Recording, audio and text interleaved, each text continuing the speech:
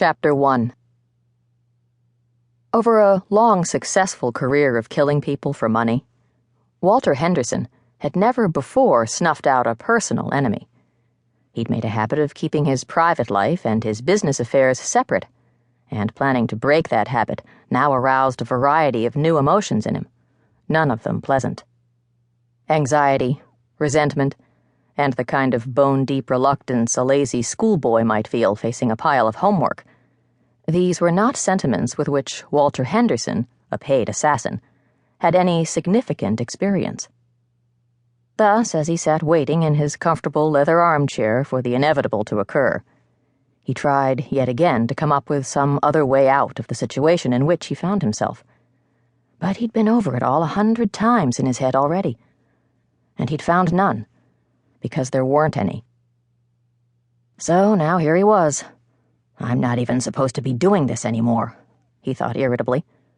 With one exception, a loose end he meant to tie up very soon. He'd decided that his death-dealing days were history. But apparently resolutions really were made to be broken, he thought. Then came the sound he'd been waiting to hear. Stealthy footsteps on the gravel driveway outside, not far from his open window.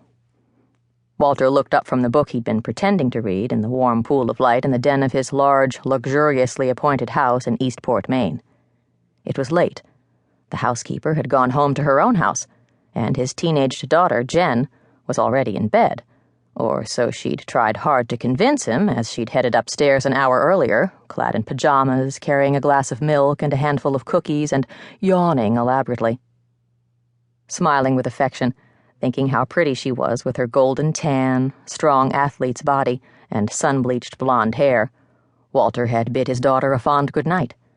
Then he'd built a fire in the enormous granite fireplace that formed one whole wall of the room, piling it with chunks of aged driftwood so it flamed extravagantly before settling to a fierce red glow. After that, with a scant 2 fingers of Lafroig and a chunky cut crystal lowball glass to keep him company, he'd sat down with his book to wait. Despite the chilly spring evening, the fire let him keep the window open, admitting salt air and whiffs of wood smoke along with the distant, varied hoots and moans of the foghorns on the dark water a few 100 yards distant. Now Walter sat very still, listening to the sound of cautious movement outside, a whispery crunching on stones that someone was trying to minimize, to no avail. That you couldn't approach the house without traversing an expanse of pea gravel was not an accident, any more than the elaborate alarm system, heat and motion detectors,